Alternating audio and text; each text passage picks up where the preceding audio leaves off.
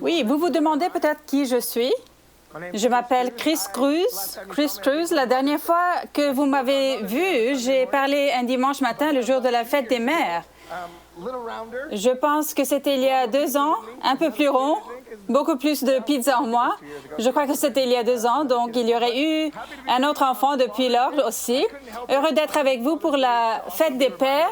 Je n'ai pas pu m'empêcher le jour de la fête des pères de me rappeler aussi des moments où le pasteur Bill aurait... merci pour votre soutien. Demander aux mères célibataires de se lever qui font du double emploi. Et normalement, la salle en serait remplie et nous leur donnerions de l'argent et les bénirions. Elles ne sont pas dans la salle aujourd'hui, mais vous les connaissez. Vous les connaissez et il y a des trucs appelés Square Cash, Venmo, ce genre de choses pour les aider. Certaines d'entre elles sont épuisées et au bout du rouleau. Envoyez-leur de l'amour sous forme de billets de dollars dès aujourd'hui. Je viens justement souvenir de tous les différents moments de la fête des pères. Donc, veillez à le faire aujourd'hui. Si vous ne pouvez pas leur envoyer d'argent, envoyez-leur de l'amour par SMS, envoyez-leur du soutien, des encouragements, du babysitting. C'est plus que l'argent. Merci. Alors oui, faites cela. Et Eric et Candice sont en vacances. Ils disent bonjour, salut, et se sentent revigorés par les vacances. Eric m'a demandé de venir pendant ce temps pour parler, donc je suis avec vous ce matin. COVID-19 a provoqué 1 ou 2 choses dans le monde. Le pain au levain. Le pain au levain se lève littéralement dans chaque foyer. Mon Dieu! Et les activités de plein air. Je suis en train de pêcher. Le silence, n'est-ce pas? Oui. Un enfant de Jersey, je crois que je suis le seul à avoir une chaîne en or. Mais le plus drôle dans la pêche, ce sont les noms des appâts. Je serais genre, hey, Jason, parce que Jason est notre personne ressource pour la pêche. Et Jason me dit, et du genre, il faut que tu aies cet appât, utilise cet appât. Et puis, il me dit, citrouille verte, l'aube de minuit, ce sont les noms des appâts. Cul de singe. Je suis censée demander s'ils ont un appât cul de singe. Oui, ils le sauront.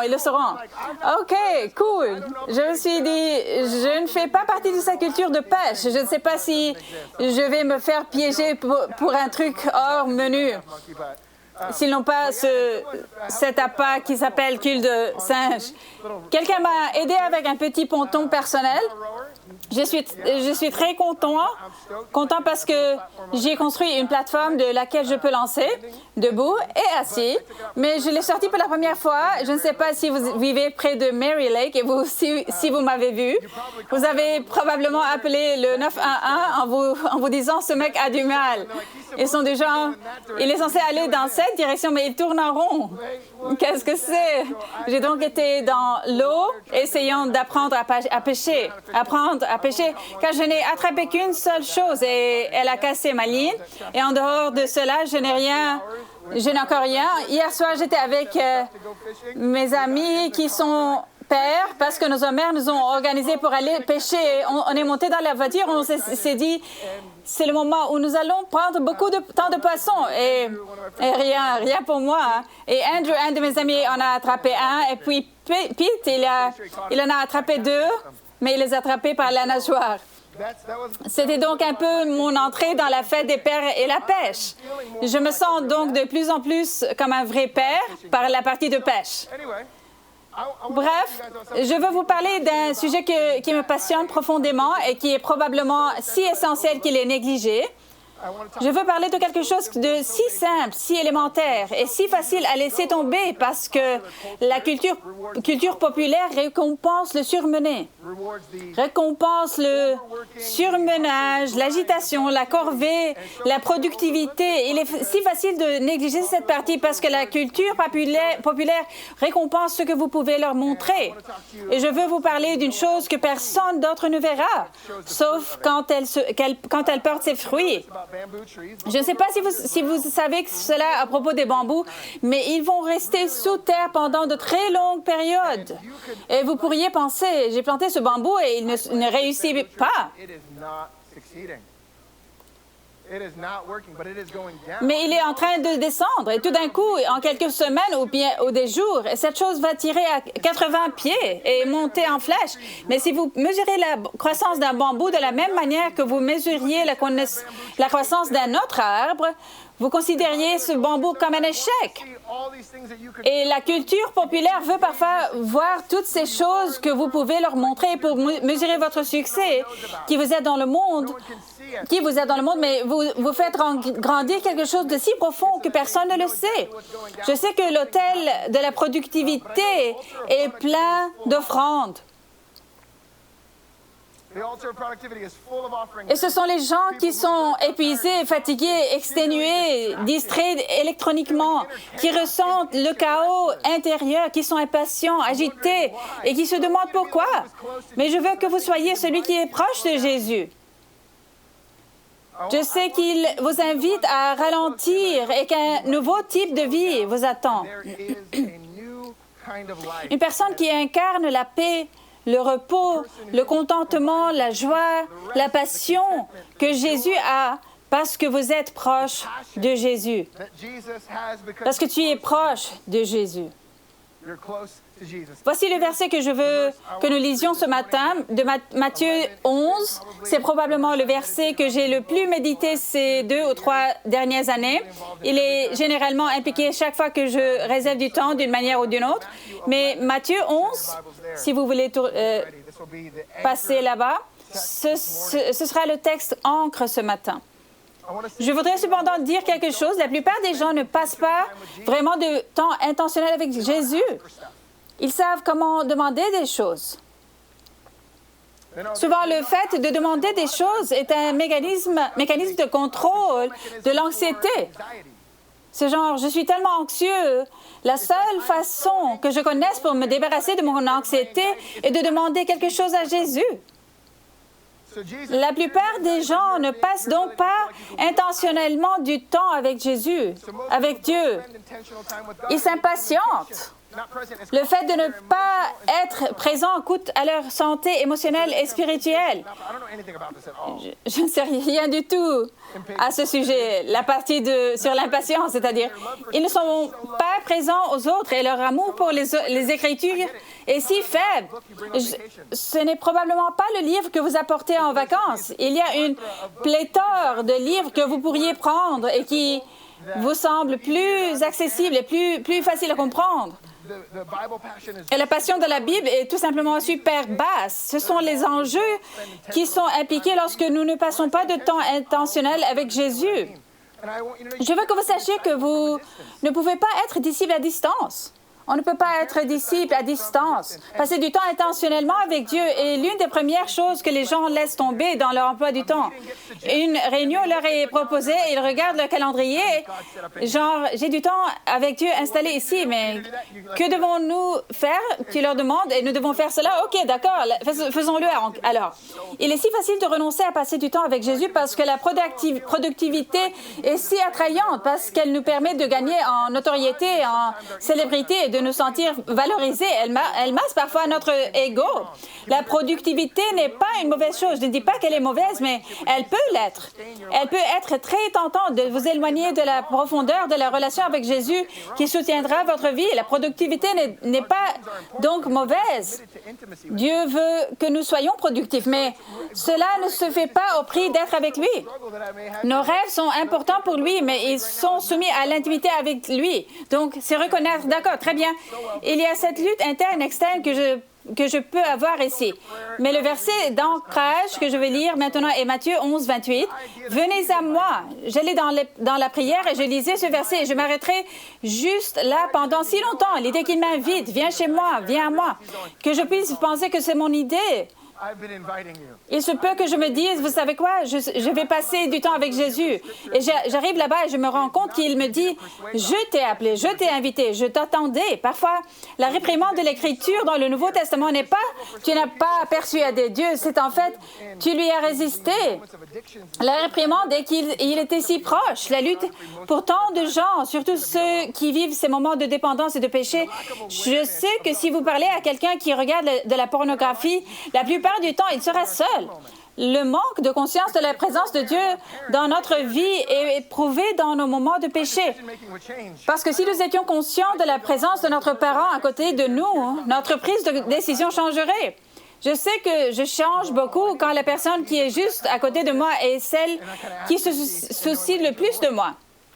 Et je me dis, oh, j'ai besoin de penser à Jésus avec ce genre de proximité, cette précision et en connaissant mon monde intérieur. En tout cas, le verset « Venez à moi, vous tous qui êtes fatigués et courbés sous un fardeau, et je vous donnerai du repos. Acceptez mes exigences et laissez-vous instruire par moi, car je suis doux et humble de cœur, et vous trouverez le repos pour votre âme. » Quand il parle d'âme ici, il parle de tout votre être, votre esprit, vos émotions, vos relations, votre corps et votre vie spirituelle. Chaque partie de ce que vous êtes, la profondeur de ce que vous êtes, reçoit le repos que Jésus vous offre.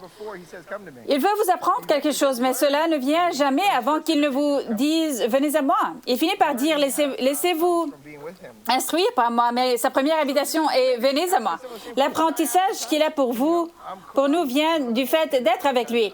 Il se peut donc que vous posiez les mêmes questions que moi à certains moments. Genre, pourquoi suis-je si en colère aujourd'hui? Celle-là n'a pas l'habitude de recevoir un amen à l'Église. Ou encore, je suis tellement pressée que je ne peux pas trouver le temps. Et honnêtement, je trouve la prière ennuyeuse, peut-être. Et je suppose c'est parce que nous avons juste appris à demander des trucs. Puis, il y a cette idée, puis-je juste faire du kayak avec Jésus, ou puis juste pécher avec Jésus? Cela ne peut-il pas être la dynamique de notre relation? Je me dis, oh, ça fait absolument partie de la relation. Mon Dieu, faire toute la vie avec Jésus est incroyable, mais cela ne peut pas devenir quelque chose qui remplace le temps concret avec lui. Quand on passe temps avec lui, voici ce qui est drôle. Comme nos emplois du temps sont très chargés, nous nous disons, il n'y a pas moyen que je puisse tenir une heure. Nous avons ce numéro d'heure magique. Cela commence à nous traverser l'esprit. On se dit, j'ai besoin de passer des heures parce que j'ai entendu parler des grands et ils passeraient des heures. Comment suis-je censé passer des heures et faire encore certaines des choses que je sais que je suis censé faire parce que Jésus m'a dit de les faire? Ainsi, passer du temps avec Dieu peut commencer à devenir déroutant. La réalité est donc la suivante. La vie ne doit pas être vécue, précipitée et loin de Dieu. Votre santé émotionnelle et spirituelle ne doit pas être mise en péril par un niveau de productivité si élevé que vous pouvez réellement faire ce que Jésus a fait jusqu'à ce que vous fassiez faillite parce que vous n'avez pas été avec Jésus. Vous pouvez le lire dans les Actes. Il y a ceux qui voulaient faire ce que Jésus a fait et leur façon rapide de le faire était « Puis-je payer pour ça? Puis-je vous donner de l'argent pour faire cette chose que je viens de vous voir faire et que Jésus a faite? » Ils sont du genre « Non, tu peux pas. Je suis le pasteur des jeunes adultes. » L'une des choses intéressantes qui vous pouvez participer à tous les ateliers et que vous voulez pour apprendre comment accroître votre influence. L'influence peut faire entrer les gens dans une pièce, mais elle ne brise pas les chaînes. Vous pouvez apprendre à faire du marketing de masse à tel point que vous avez des milliers et des milliers de personnes, mais cela ne signifie pas que vous avez quelque chose qui sort de l'influence. Cela ne vient que du fait d'être en présence de Dieu. C'est ce qui brise les chaînes. Ésaïe ne dit pas l'influence brise les chaînes. Ésaïe dit l'onction. C'est l'onction qui brisera les chaînes. On ne peut pas obtenir cela d'un atelier de formation. Je suis père de 2 enfants de moins de 5 ans, donc ceci, juste ici, est une pause. Je sais donc ce que c'est que d'avoir ce sentiment de précipitation, d'aller et d'avoir l'impression que l'on pourrait facilement passer à côté ce moment-ci. Vous n'avez aucune sorte de temps libre et vous ne savez même pas quoi faire quand vous avez du temps libre. Vous vous dites, d'accord, j'ai du temps libre pour moi tout seul et qu'est-ce que je vais faire? Je pourrais faire du café, faire ceci, cela, je peux aller là-bas. Je peux faire cela. Oh mon Dieu, qu'est-ce que je fais? Qu'est-ce que je fais? Je ne sais pas quoi faire. Ensuite, vous réalisez que votre âme a besoin d'être récalibrée. La première chose qu'on se dit, c'est « Mec, Instagram, oh ouais, je suis tellement distrait électroniquement. » Mais c'est la chose la plus facile à faire parce que pour cette pause nécessaire, pardon, c'est genre « J'ai besoin d'une pause, j'ai besoin de quelque chose qui va m'aider à échapper. » Vous commencez à reconnaître que votre impatience et vous vous dites « Oh mec, vous savez ce dont j'ai besoin d'un peu de temps à moi, mais mon temps à moi, je dois aller faire quelque chose. » Parce que notre paradigme pour passer du temps avec Jésus est de passer des heures. Nous ne pensons jamais que lorsque nous avons du temps pour nous, nous pourrions réellement y faire entrer du temps avec Jésus. Parce qu'on se dit « Oh, je n'ai qu'une heure de temps pour moi, donc je vais faire ça à la place. » Ensuite, vous savez, nous réduisons la prière et tout ça à la conduite en voiture sur le chemin du travail. Ce n'est pas un problème de parents, c'est un problème de culture. Je parle aux jeunes adultes et certains d'entre eux me diront à quelle fréquence ils font de la musculation. Je leur demande pour combien de temps, d'accord? Combien de fois par jour? OK. Es-tu occupé? D'accord, nous trouverons une solution ensemble. Comme la plupart des gens, je ne savais pas comment passer du temps avec Dieu. Comme j'ai dit, je savais comment demander des choses. J'avais donc faim de Dieu, mais je m'ennuierais dans la prière. Juste l'honnêteté candide de ma part.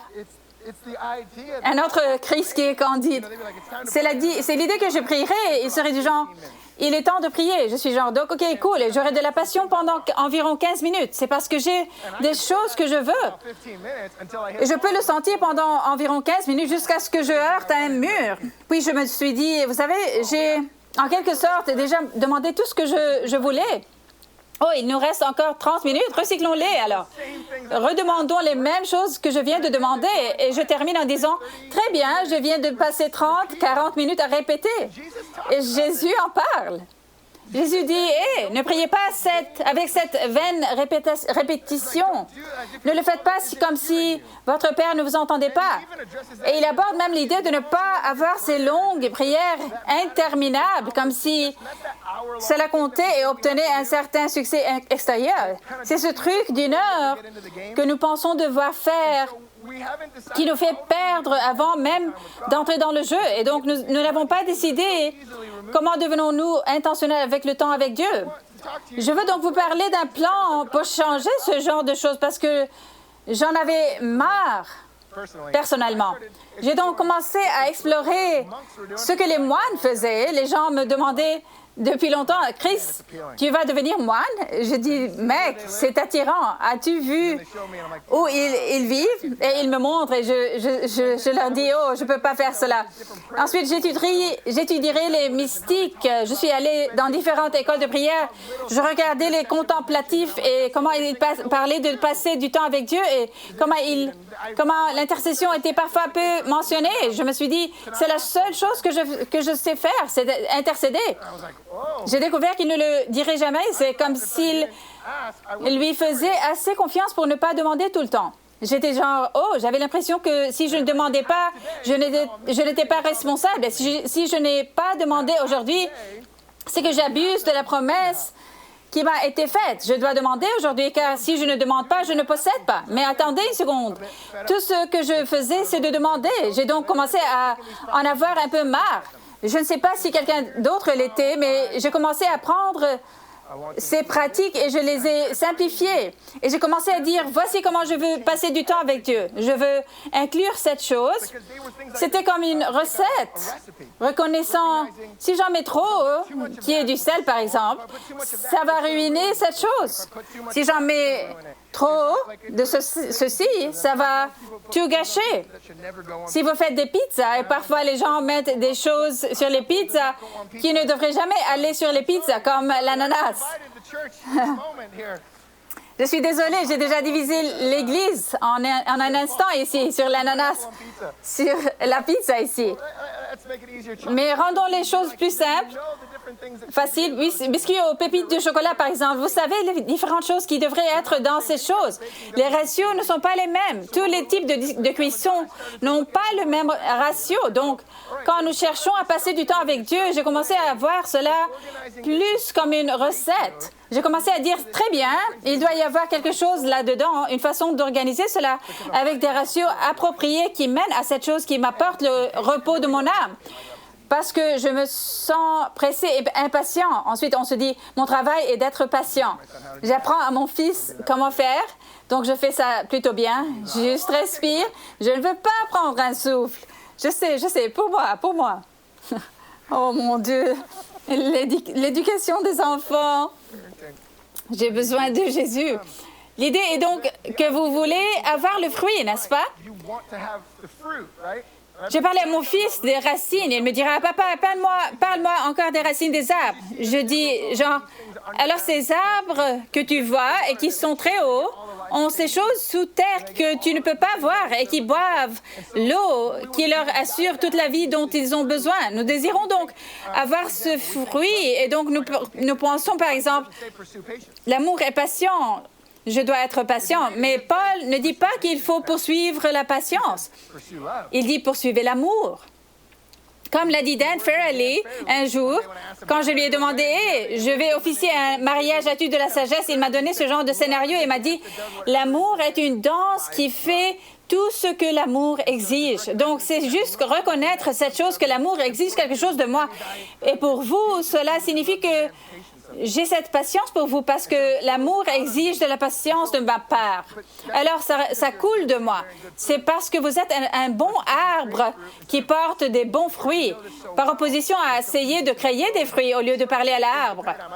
Nous le savons très bien, mais il est si facile de lâcher prise. La formation est le paradigme. J'ai entendu ceci une fois qui a tout changé pour moi. Cette idée de s'entraîner plutôt que d'essayer plus fort. Richard Foster a introduit ce concept de s'entraîner plutôt que d'essayer plus fort. Si je te disais, tu vas faire plus d'efforts pour courir un marathon demain, tu vas dire, bien sûr, et ton corps n'y arrivera pas, à moins que vous ne vous entraîniez. Si vous avez suivi une formation, c'est possible, mais essayer plus fort ne marche pas, mais s'entraîner plus fort, oui. L'entraînement, vous n'essayez pas de faire ce que vous faites au moment du match de performance. En fait, vous organisez votre vie différemment dans un cadre de formation. Je ne sais pas si vous avez pratiqué un sport quelconque.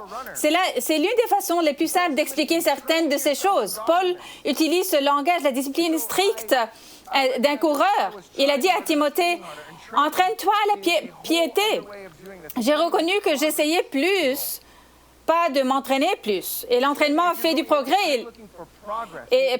L'entraînement fait du progrès. L'objectif, si vous êtes du genre, je cherche le progrès, comme moi sur le bateau, je me suis dit, mec, j'avais pour l'objectif aujourd'hui de lancer.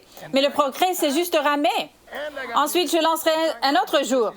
Mais quand vous pensez essayer plus fort, je me dis, je dois ramer et ensuite je dois lancer. Je dois faire ça. Essayer de faire plus d'efforts ne fait que vous pousser dans ce lieu d'angoisse parce que vous essayez de lutter contre cette chose à l'endroit où elle n'est pas censée être. Votre corps n'est tout simplement pas prêt. Vos muscles ne sont pas encore là. C'est la même chose dans notre vie spirituelle. Je reconnais en moi que j'avais besoin de me réentraîner dans la façon dont je passe du temps avec Dieu. J'ai découvert qu'en m'entraînant plus que je ne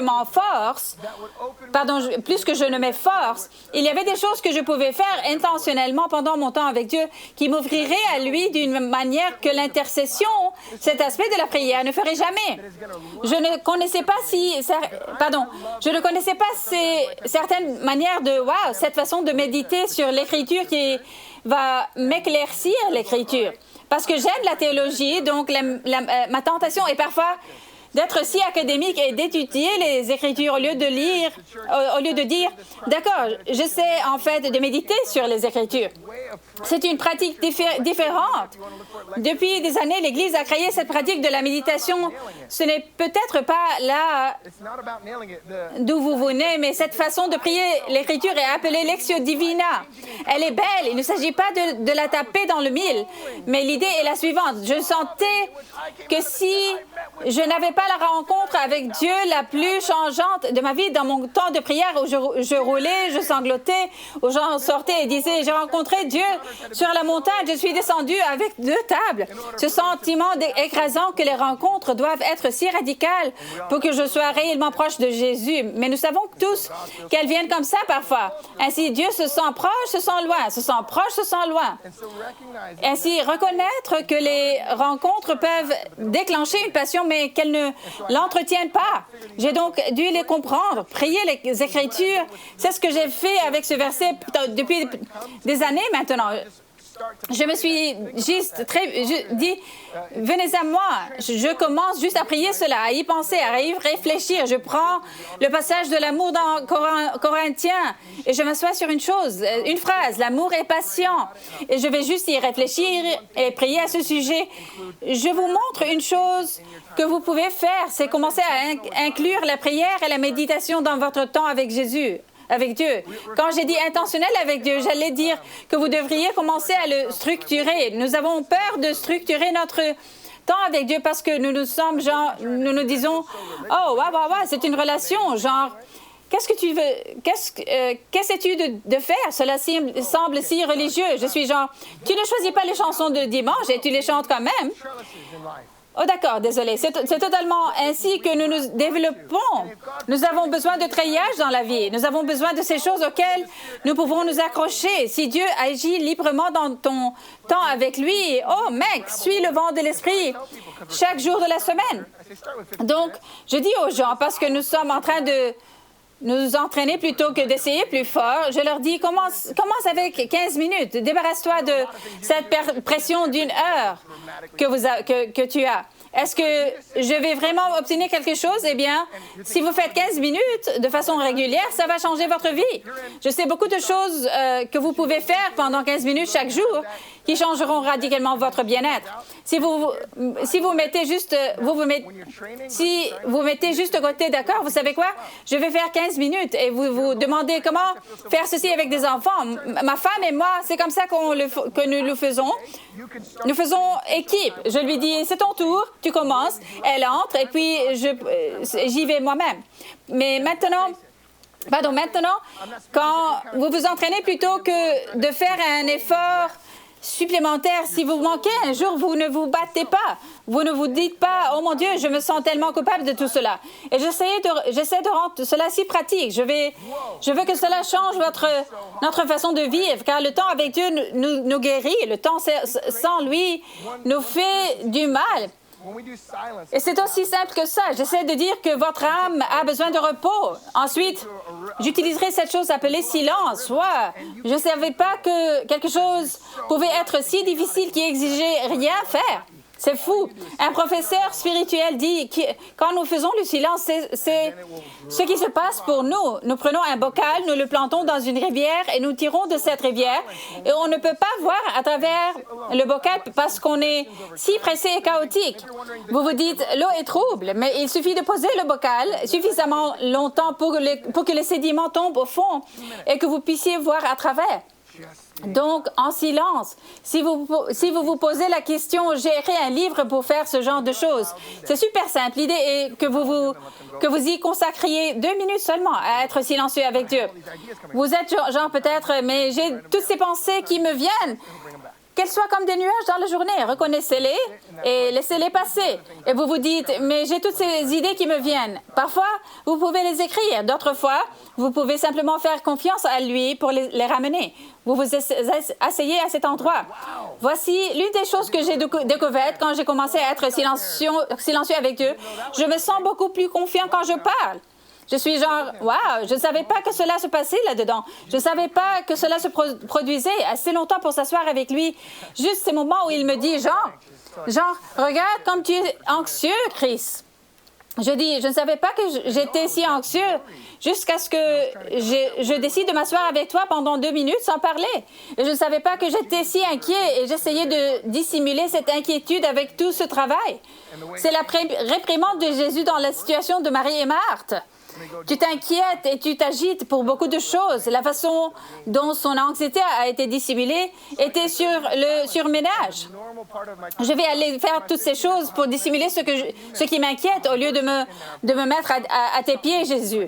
J'ai donc commencé à utiliser le silence comme une partie normale de mon temps avec Dieu. Mon quart d'heure, je vais méditer pendant quelques minutes et j'y aurai du culte. Et bien sûr, parce que cette assemblée m'a appris la priorité du culte. J'ai entendu un type dire « L'intercession, c'est la guitare solo. Garde-la, mais ne la laisse pas être la chanson entière. » Un professeur spirituel est du genre « Écoutez, tout le monde a besoin d'un petit solo de guitare, mais... ne l'enlevez pas, mais ne la laissez pas être tout le temps parce que nous allons dire « C'était vraiment mauvais. » L'autre chose que j'inclus, ce sont les questions. Pas moi à Dieu, mais Dieu à moi, les questions de Dieu à moi. C'est la partie de ma vie où elle ralentit assez longtemps pour que Dieu me dise « Hey, Chris, y a-t-il quelque chose que tu portes et que tu n'es pas censé porter? » Je suis genre « Toi, mon Dieu, c'est toi qui le sais. » Il dit « Mais je veux te connaître. » Tant que tu ne m'auras pas laissé entrer, je peux tout savoir sur toi, mais pas te connaître. Donc, dans ces moments-là, Dieu me posera une question. Et si vous êtes du genre, je ne l'entends pas poser une question, venez avec une question que vous aimeriez que Dieu vous pose. Par exemple, une question, y a-t-il quelque chose que je fais pour dissimuler mon anxiété? Est-ce que je fais quelque chose pour dissimuler mon anxiété? Il va dire oui. Le matin, quand tu fais ça, cela dissimule ton anxiété au lieu de l'exprimer avec moi. C'est pourquoi je dis que lorsque nous ne passons pas du temps avec Dieu, cela nous blesse. Nous ne devenons pas émotionnellement sains comme nous sommes censés l'être parce que nous ne savons pas vraiment ce qui se passe en nous. Ensuite, nous ne sommes pas présents avec les autres parce que lorsque vous êtes silencieux avec Dieu et que vous avez des questions avec Dieu, vous êtes présent à Dieu. Vous vous entraînez vous-même. Vous commencez à devenir cette personne qui est proche de Jésus. Vous devenez moins distrait, moins agité. Les nuits où vous avez les pieds dans le lit qui ne peuvent pas rester tranquilles parce que vous avez travaillé très longtemps dans la journée et que vos yeux sont tout simplement épuisés à la vue d'un écran pendant si longtemps, ou vous avez fait défiler quelque chose pendant si longtemps, on les appelle piscines à débordement. Elles sont conçues de cette façon. Je ne savais pas si vous le saviez. L'ingénierie de l'espace graphique de vos applications de téléphone et ces logiciels sont conçus pour vous y maintenir. C'est pourquoi lorsque vous lisez un article, la chose la plus naturelle quand vous passez assez loin, c'est qu'il passe à un autre. Ou sur Instagram, vous ne touchez jamais le fond. Il n'y a jamais de fond car c'est une piscine à l'infini qui espère vous garder aussi longtemps qu'elle le peut. Tant que vous ne sortez pas de ce cycle de distraction, il est vraiment difficile de reconnaître que vous êtes dans une piscine à l'infini. Puis vous vous dites, j'ai juste eu l'impression de perdre tellement de temps. Personne ici ne se débat avec ce genre de choses. Votre piscine à débordement peut être une autre chose, je ne sais pas. Mais l'idée est qu'il y a ces choses. Nous pouvons commencer à avoir l'intention de passer du temps avec Dieu, mais avec le temps, nos intentions sans exécution nuisent en fait à une relation. Les intentions sont grandes. Si je dis à ma femme, j'avais l'intention de faire la vaisselle, elle me répond, « Oh, wow, merci d'y avoir pensé. » Elle dirait cela au début. Et au fil du temps, j'avais l'intention de les faire. Je m'en fiche de tes intentions. Ce qui importe, c'est qu'il y a encore des plats ici qui sont sales. Cela ne s'est pas produit. Ainsi, au fil du temps, les intentions non exécutées ont en fait nui à la dynamique des relations. C'est tellement intéressant parce que nous dirons, mais j'en avais l'intention. Et d'habitude, on se dit, très bien, je dois trouver comment gérer la culpabilité que j'éprouve à ce sujet. Au lieu de dire, mec, je me sens juste coupable de ne pas passer de temps avec Dieu et je dois changer cela. D'accord. Vous devriez donc avoir ce plan facile dès maintenant. Si vous en avez besoin, vous pouvez en trouver un. Il existe des tas de trucs pour trouver des moyens de structurer vos heures de prière. Mais l'idée, c'est que vous commenciez aujourd'hui à réserver 15 minutes. Trouvez quelque chose pour vous entraîner et faites-le de manière intentionnelle. Vous regardez ce qui est exécutable et ce avec quoi vous pouvez gagner. Car pour certains, ils entrent en scène, non? Avec les plans de la lecture de la Bible, commençant toujours en janvier. Je les vois partout sur Instagram. Je vais lire la Bible pendant toute l'année. Puis, ils arrivent au livre du Lévitique. Et je me dis, où est ta lecture de la Bible maintenant?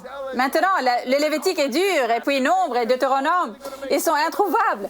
Cet excès de zèle, je vais accomplir cette énorme chose parce qu'en fin de compte, cela va me faire me sentir mieux par rapport à moi et à ma Bible. Et je m'exclame, attends, non, il suffit de choisir un livre de la Bible par mois. Dan Farrelly m'a aussi appris cela. Il est du genre, ne pense pas toujours à la quantité, Chris. C'est un gros livre. Il a aussi dit, deviens aussi un maître du Nouveau Testament. Donc, c'était cette idée, oh wow, je peux y avoir de la lecture de qualité, pas seulement de la quantité. Donc, dire, oh wow, je vais rester dans ce livre pendant un mois en entier. Donc, dans ce simple espace, je me dis, très bien, laisse-moi inclure un peu de méditation dans mon temps avec Dieu, un peu d'intercession, un peu de culte. Commencez à structurer ce que vous voulez. Vous faites des biscuits aux flocons d'avoine et aux pépites de chocolat. Jetez de l'avoine là-dedans. Vous faites ces biscuits aux raisins secs et aux pépites de chocolat. Je les aime bien. Je vais donc y jeter un peu de raisins secs qui pourrait être n'importe que vous cherchez à voir pousser dans votre vie spirituelle. Si vous êtes du genre, vous savez quoi, en fait, je veux inclure régulièrement quelque chose comme le jeûne dans mon temps avec Dieu. Je veux faire 3 jours par semaine et je vais jeûner ces jours-là. Je ne vais pas jeûner tous les jours, mais je vais jeûner le premier jour de la semaine où je fais mon temps avec Dieu. Et je vais jeûner ce jour-là. Nous ne cherchons pas à faire plus d'efforts, nous cherchons ce truc de formation, à s'entraîner. La raison pour laquelle je mentionne le jeûne est que dans le paradigme de la formation, ce n'est pas la seule raison, mais le jeûne fait quelque chose de très important. Vous ne gagnez rien avec Dieu, c'est clair, nous ne gagnons rien. Le Christ nous suffit, mais nous ne gagnons rien, nous nous recyclons cependant. Parce que nous nous sentons si souvent esclaves de nos impulsions. Jésus, dans le désert, s'assure que si l'occasion se présente, il doit avoir son plus grand non. 40 jours d'entraînement pour qu'il puisse dire non. Pour dire, je peux être comblé en Dieu avec non encore. Même avec une limite, je peux être comblé. Vous dites cela à la culture moderne et ils diront, pas question. La satisfaction vient de l'abondance des choses. La satisfaction vient du fait que vous avez plus que ce que vous vouliez ou avoir plus d'argent sur votre compte bancaire. La satisfaction est quand on a tellement d'argent qu'on a payé ses factures et qu'il en reste un peu plus pour faire ceci et cela. C'est ainsi que nous nous épanouissons. Je mentionne ces choses parce que ce sont les choses avec lesquelles j'ai parfois lutté en inter. Je me dis, c'est ce que signifie être comblé. J'ai besoin d'en avoir plus qu'assez. Zut! Et si j'en avais juste assez aujourd'hui? À quoi ressemble pour moi le contentement dans le royaume de Dieu en ce moment? Je me suis entraînée à trouver que je peux avoir de la joie sans l'abondance des choses que je veux. La formation est donc ce paradigme. Inclure ces choses nous aide dans notre temps avec Jésus. Ainsi, lorsque nous venons à lui, qui est l'invitation du Seigneur toujours à vous. Je ne sais pas si vous avez jamais pensé à cette pensée, mais le Créateur de l'univers a décidé, je veux te connaître. Il est absurde de penser que vous avez créé cela de votre propre chef. Il dit, non, je t'ai tant désiré qu'avant même que le monde ne soit formé, l'amour qui se produisait entre le Père, le Fils et le Saint-Esprit était si débordant, si épanouissant, non pas à partir d'un besoin, mais à partir d'un profond désir, à créer le monde pour partager la vie avec nous. Lorsque nous commençons à passer notre temps avec Jésus intentionnellement, au lieu de dire « je vais passer un peu de temps avec Jésus et juste prier », je ne dis pas que c'est mauvais, cela ne peut pas être la seule chose que nous faisons, parce que j'étais tellement fatiguée de ne faire que cela. Je cherchais le repos pour mon âme, ce qui signifie le repos pour chaque partie de mon être, mon esprit, mes émotions, mes relations, ma vie spirituelle, toutes ces choses. Toutes les parties de moi ont été transformées quand j'étais avec Jésus. Nous le savons très bien, un moment avec lui change radicalement notre perspective. Il y a cette réalité qui consiste à dire, d'accord Jésus, je suis une personne qui pense que l'inquiétude est responsable. Je m'en souviens devant mon esprit. Je m'en souviens devant mon esprit d'une manière qui donne l'impression que je ne néglige pas. Je suis genre, OK, j'y pense vraiment. Et Jésus est du genre, non, la confiance est responsable, Chris. Tu peux vraiment laisser passer ça. Donc, quand j'arrive dans le temps avec lui, je commence à me dire, OK, mon Dieu, je sais que j'ai tendance à m'inquiéter. Peux-tu m'aider aujourd'hui dans ce domaine? Et nous passerons du temps ensemble. D'accord. Considéré comme un sujet de joie.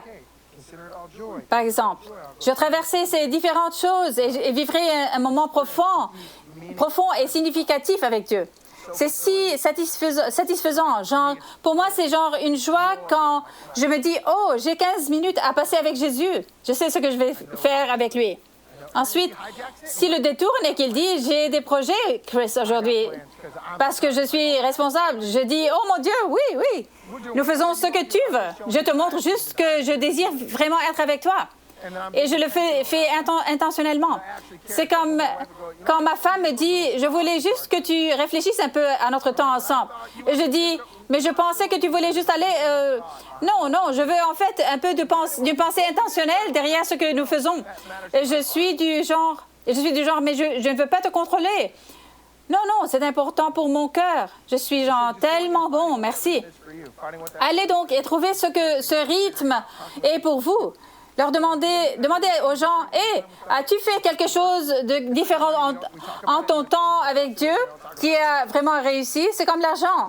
Nous en parlons sous forme de générosité, mais nous n'en parlons pas quand c'est stressant. Genre, que se passe-t-il pour toi pendant ton temps avec Dieu? Pour certains de mes amis mariés que je connais bien, je suis du genre, je leur pose la question, hey, comment va votre vie sexuelle? Ou comment ça va entre vous et Dieu? Qu'est-ce qui se passe? Des amis qui m'envoient des SMS et qui se débattent avec des trucs, je leur demande, hey, c'est quand la dernière fois que tu as vraiment passé du temps avec Dieu? Parce que ta vie est assez occupée. J'espère que c'était assez simple et invitant pour que vous vous asseyez avec quelque chose. Je veux donc prier pour votre temps avec Jésus afin qu'il soit transformé. D'accord. Père, je te remercie de vouloir être avec nous et de vouloir nous changer de l'intérieur à l'extérieur. Alors, Saint-Esprit, dirige ce processus, guide ce processus de transformation de l'intérieur vers l'extérieur. Apprends-nous à être des disciples qui vont d'abord être avec toi. En ce moment, montre-nous comment nous pourrions même ajuster certaines choses dans notre vie afin de pouvoir tailler de l'espace avec toi, l'espace sacré avec toi. Si nous avons un paradigme d'essayer plus fort et que nous nous sentons déjà comme des ratés et que nous nous sentons coupables, que tu nous aides à surmonter cette culpabilité, que cela ne nous paralyserait plus, que le fait de manquer un jour ne nous ferait pas descendre de notre cheval, mais que nous pourrions nous y remettre avec toi. Nous savons que tu es là avec nous. Renforce cela en nous, Dieu, l'encre de nos vies. Seigneur, nous ne voulons pas négliger notre système racinaire. Au nom de Jésus.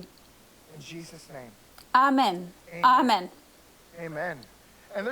Il y a quelques-uns qui sont sur YouTube ou bien Bethel.tv qui n'ont jamais pensé à abandonner leur vie à Jésus, qui n'ont jamais pensé à passer du temps avec lui, qu'il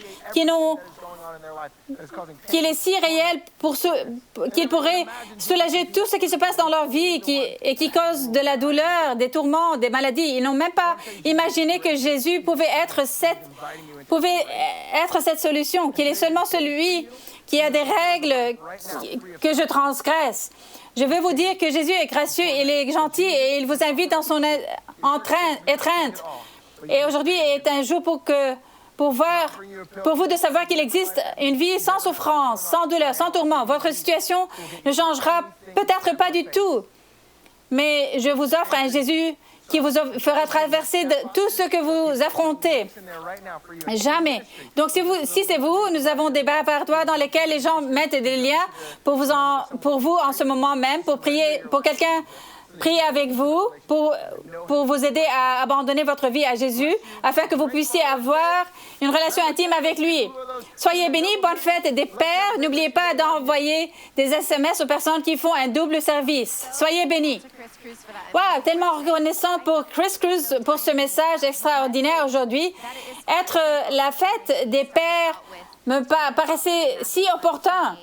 Il a commencé par parler de Matthieu 11, 28 et de l'invitation de Jésus à venir à lui. Cela m'a juste fait penser que la puissance, la valeur d'un père dans nos vies, c'est qu'il serait avec nous. Il a dit que Chris a dit que l'apprentissage que le Père a pour nous est destiné à être fait avec lui, en sa présence. Je suis inspirée pour m'assurer que j'arrive à mon temps avec Jésus avec attente, que je suis intentionnelle à un nouveau niveau. L'intentionnalité que nous avons avec notre Père est un tel privilège. Ce message m'a vraiment marqué ce matin. Je suis excitée de voir ce qui se passera dans notre corps alors que Chris a partagé cette nouvelle parole. Tellement bon. En écoutant, nous savons que nous aimons rentrer chez nous, comme l'a dit Lauren, inspiré, mais ensuite appliquer pratiquement la parole à notre vie. Nous avons donc des choses amusantes que nous pensons faire cette semaine. Nous nous posons donc 2 questions aujourd'hui. Chris a entendu Dieu lui dire, Chris, où sont les domaines dans lesquels tu couvres ton anxiété par de l'activité?